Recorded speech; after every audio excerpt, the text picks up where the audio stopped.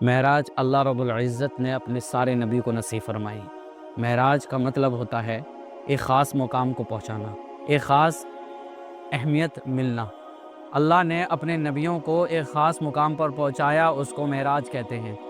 جیسے ابراہیم علیہ السلام کو اللہ نے معراج نصیب کری آگ کے اندر، اور یونس علیہ السلام کو اللہ نے معراج نصیب کی مچھلی کے پیٹ میں، اور یوسف علیہ السلام کو معراج نصیب کی کنویں کے اندر، اور موسیٰ علیہ السلام کو معراج نصیب ہوئی کوہ طور پر، اور اللہ کے نبی کو معراج ہوئی مسجد حرم میں۔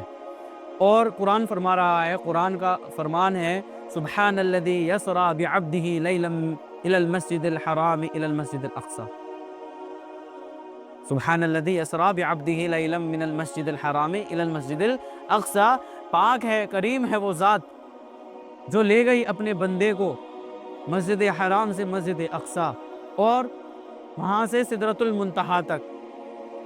اور جب اللہ رب العزت سدرۃ المنتہا تک پہنچے تو وہاں پر جبرائیل علیہ السلام نے فرمایا، اے اللہ کے حبیب، اس سے آگے میں نہیں جا سکتا، کیونکہ اگر اس سے آگے میں جاؤں گا تو اللہ کی نور کی تجلی اتنی ہے کہ میں جل کے خاک ہو جاؤں گا۔ میں اس سے آگے نہیں جا سکتا، اس سے آگے جانے کی مجھے اجازت نہیں ہے، میں جل کر خاک ہو جاؤں گا، اس سے آگے آپ ہی جائیں۔ جب اللہ کے نبی اس سے آگے سدرۃ المنتہا سے آگے جانے لگے، جب اپنی جوتی مبارک اتارنے لگے تو اللہ کی آواز آئی، اے میرے حبیب، آپ کی تو ہمیں جوتی بھی بڑی محبوب ہے، آپ ایسے ہی آ جائیے۔ جب ایسے ہی گئے، جب کوئی مہمان کسی کے گھر پہ جاتا ہے تو کوئی نہ کچھ لے کر، کچھ نہ کچھ تو لے کر جاتا ہے۔ اللہ کے نبی ارشاد فرمانے لگے، اے اللہ، میں تیرے لیے کیا لا سکتا ہوں، کیا تحفہ لا سکتا ہوں؟ تو ہر چیز سے پاک ہے، ہر چیز سے کیا ہے؟ پاک ہے۔ میں کیا تحفہ تیرے لیے لا سکتا ہوں؟ لیکن میں لایا ہوں التحیات للہ، میں لایا ہوں وہ عبادت جو زبان سے کی ہے میں نے اور میری امت نے۔ میں لایا ہوں وہ عبادت التحیات للہ والصلوات، اور وہ عبادت جو ہم نے جسم سے کی ہے، یعنی روزہ اور نماز، اور وہ عبادت التحیات للہ والصلوات والطیبات، اور وہ عبادت جو مال سے کی ہے، وہ عبادت بھی اللہ ہم تیری خدمت میں پیش کرتے ہیں، اے اللہ سے قبول فرما۔ اور اس کے بعد اللہ رب العزت بھی اپنے حبیب کو دعا دیتا ہے۔ 3 دعائیں اللہ رب العزت اپنے حبیب کو عطا فرماتا ہے۔ کیا ہے؟ التحیات للہ والصلوات والطیبات، السلام علیک ایہا النبی، اے حبیب، اے میرے نبی، آپ پر سلامتی ہو، ورحمت اللہ، اور میری رحمت ہو، وبرکاتہ، اور میری برکت ہو۔ اور اللہ نے اپنے حبیب کو یہ 3 دعاؤں سے نوازا، اور اس کے بعد انعامات دیے۔ کیا انعام میں دیا، کیا تحفے میں دیا؟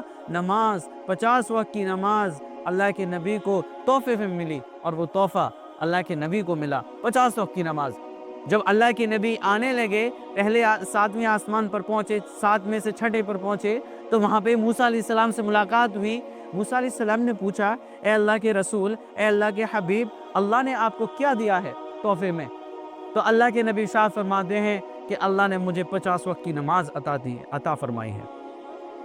تو موسیٰ علیہ السلام فرماتے ہیں، اے اللہ کے حبیب، آپ جائیے واپس اور اس کو کم کرا کے آئیے، میری امت تو 2 وقت کی بھی نہیں پڑھ پاتی تھی، مجھے تو پتہ ہے نا اپنی امت کا، آپ جائیے اور اسے کم کرا کے آئیے۔ اللہ کے نبی گئے، بار بار گئے، کئی مرتبہ گئے، اور اس نماز کو کم کراتے کراتے 5 وقت کی رہ گئی، اور یہ تحفے میں ملی۔ اور اس نماز کے بارے میں اللہ رب العزت نے 84 مرتبہ قرآن میں ذکر کیا، ان الصلاۃ ان الصلاۃ ان الصلاۃ، نماز نماز نماز۔ اور اگر نماز معمولی ہوتی تو اللہ رب العزت قرآن میں ذکر نہ کرتا۔ یہ نماز وہ چیز ہے جو ہم کو معراج سے ملی۔ یہ کیا ہے نماز؟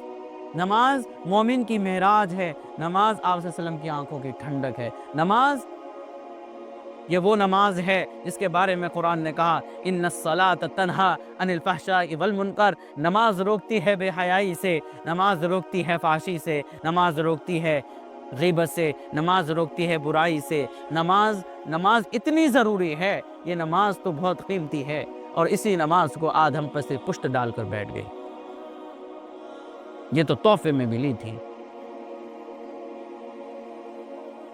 اور اس کے بارے میں کہا، ان الصلاۃ کانت علی المؤمنین کتابا موقوتا، نماز تو فرض ہے بالغ مرد اور عورت پر، اپنے مقرر وقت میں، جو وقت طے کر دیا ہے اس وقت میں یہ نماز فرض ہے ہم پر اس کو ادا کرنا ہے۔ ہم کو نماز اس لیے نہیں پڑھنی چاہیے کہ اگر نہیں پڑھیں گے تو اللہ عذاب دے گا، ہمیں نماز اس لیے پڑھنی چاہیے کیونکہ اللہ رب العزت نماز کے لائق ہے۔ ہمیں اللہ کو نماز اس لیے پڑھنی چاہیے کہ ہم اپنے رب کو یاد رکھ سکیں کہ ہمارا بھی کوئی خدا ہے جس کے پاس ہمیں لوٹ کر جانا ہے۔ ہمیں اپنے حبیب کو کیا منہ دکھائیں گے ہم اپنے حبیب کو؟